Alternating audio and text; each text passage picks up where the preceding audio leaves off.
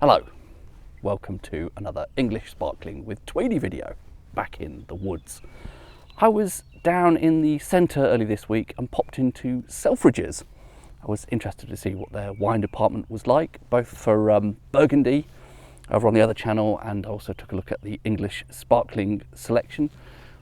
It wasn't huge, but a couple of things caught my eye, including this. They have their own brand. I think almost all of the London department stores do this. I think I've seen a Fortnum & Mason brand English Sparkling at some point, and probably one from Harrods as well, and so on. They all seem to do this. It's made for them, I believe, by Henners. It's a producer I'm familiar with. I'm sure I've had something from them at some point, but I can't remember now if I've ever featured one on the channel or not.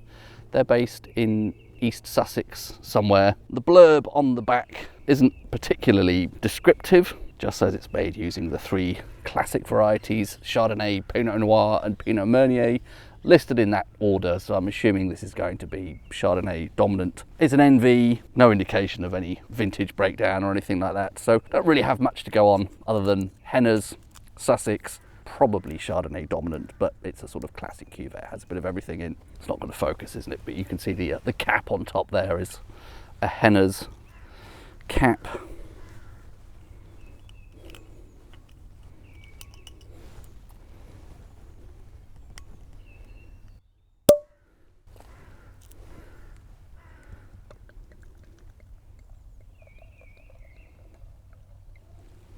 Straw, pale gold.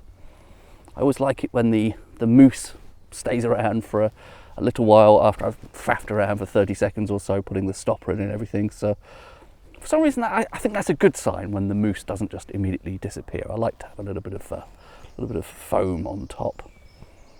A nice healthy stream of bubbles down there. What are we getting?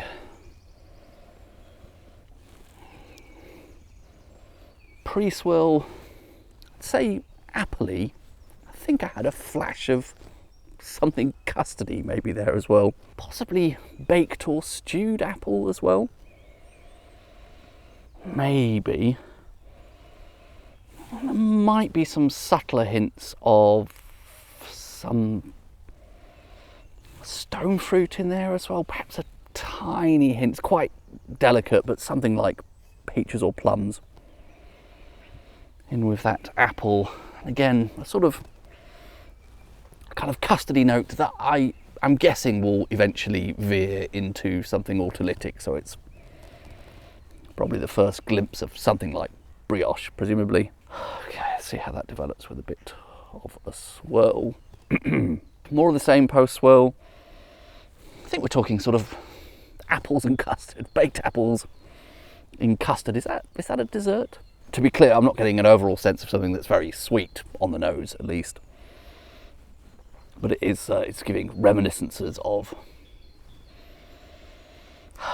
maybe not entirely baked, mixture of baked and fresh apple plus custard.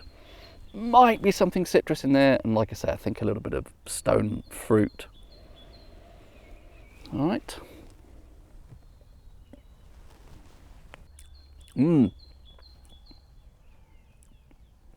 Lovely crisp first sip there.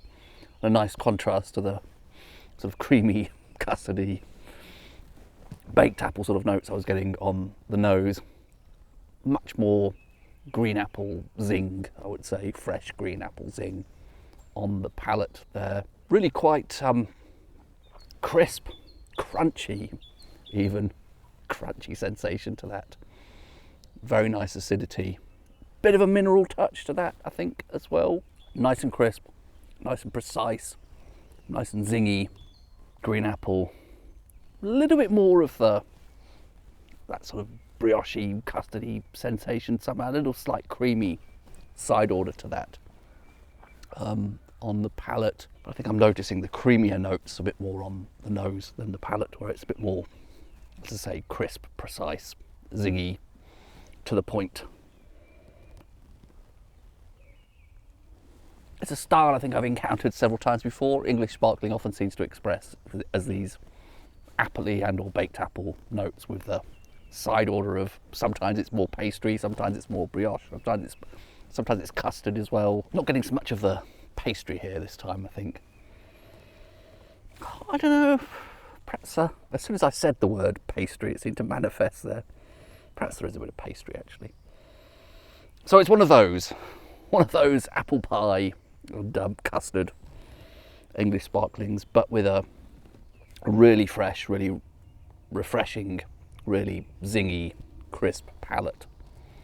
I think that's very nice. I'm going to sit here for a while. If I have any further thoughts, I'll update you with those, but if not, then first class, just very pleasant. Textbook English sparkling. Cheers.